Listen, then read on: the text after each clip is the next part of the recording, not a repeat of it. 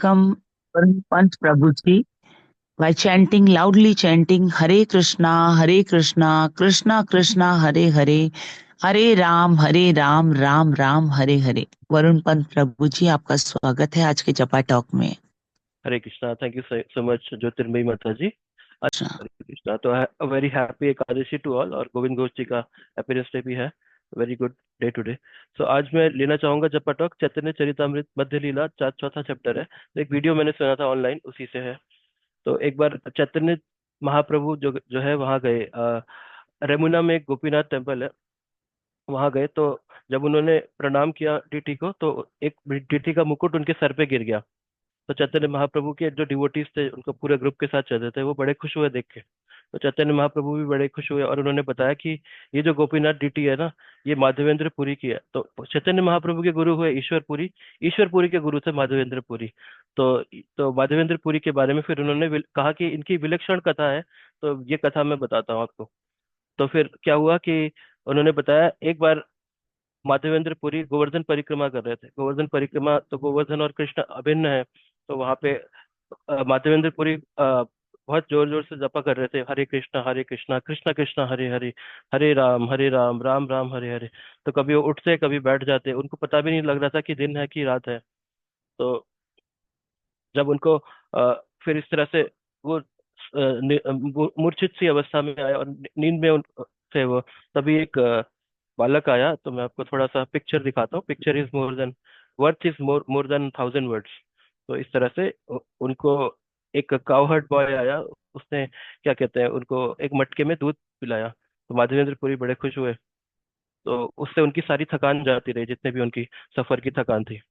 तो बड़ा उनको ब्लिस ब्लिस फील हुआ। फिर वो सो गए। सो गए तो फिर उनको सपने में वही बालक आया, और उसने कहा कि मैं ही कृष्ण हूँ। और ऊपर गोवर्धन की तलहटी में जो जंगल जैसा एरिया है, वहीं झाड़ियों में एक विक्रय तुम्हें मिलेगा। तो माधवेंद्र पुरी जब उठे सुबह, तो उन्होंने सभी व्रजवासियों को बुलाया कि अरे मुझे गोपाल जी ने रात को दर्शन दिए स्वप्न में, और उधर टीटी है, तो आप अपने जो भी इंस्ट्रूमेंट से लेकर आइए, और हम बुशेस को झाड़ के वहां से डीटी को निकालते हैं। तो डीटी को निकाला गया वहां से। तो ये डीटी निकली। तो ये श्रीनाथ जी है, तो इनकी डीटी को एस्टेब्लिश किया गया। तो लॉन्ग स्टोरी शॉर्ट, बहुत सारे ब्रजवासी वहां पे आने लगे रोज। और रोज अन्नकूट फेस्टिवल होता था, तो उनके घरों में जितना भी घी है, जितना भी दूध है, जितना भी दही है, मक्खन है, सब चीजें लेके आते थे। तो पंचगव्य और पंच अमृत जो होता है, तो उनसे डीटी का को स्नान कराया गया, और उनको उनको भोग लगाया गया। इस तरह से किया जाता था। तो इस तरह से अन्नकूट फेस्टिवल 2 महीने तक चला। इतना लंबा अन्नकूट फेस्टिवल चला। तो उसके बाद जब अन्नकूट इस तरह से चलता रहा, तो एक बार फिर भगवान माधवेंद्र पुरी के स्वप्न में आए। तो उन्होंने कहा कि बहुत सालों से ये धूल मिट्टी और गर्मी में रहने के कारण मुझे थोड़ा सा ठंडक चाहिए। तो तुम मेरे लिए सैंडलवुड और कपूर लेकर आओ, और मेरे शरीर को उससे ठंडक प्रदान करो। तो माधवेंद्र पुरी ने कुछ सोचा नहीं, और वो चले गए, खुद ही चले गए, और उड़ीसा की तरफ गए। तो रास्ते में वो रेमुना में गए। तो रेमुना में एक मंदिर है, गोपीनाथ मंदिर, वहीं इसी मंदिर में चैतन्य महाप्रभु कथा कर रहे थे। तो रेमुना में उन्होंने देखा कि भगवान की बहुत अच्छे से सेवा पूजा होती है, और उनको खीर चढ़ती है बहुत अच्छी। और ही कुड फिगर आउट कि जो best of the best material है ना, वो भगवान की ड्यूटी के लिए यूज होता है। तो माधवेंद्र पुरी ने कहा कि मेरे पास तो कुछ है नहीं, मैं तो गरीब हूँ, तो मैं कैसे भगवान की ऐसी सेवा करूंगा। तो क्यों ना ऐसी खीर को मैं टेस्ट कर सकूं, ताकि मैं भी भगवान को ऐसी खीर चढ़ा सकूं। तो ऐसे करते करते माधवेंद्र पुरी सोच में थे। तो दोपहर दोपहर को जो भगवान की सेवा पूजा के बाद पुजारी लोग सो गए।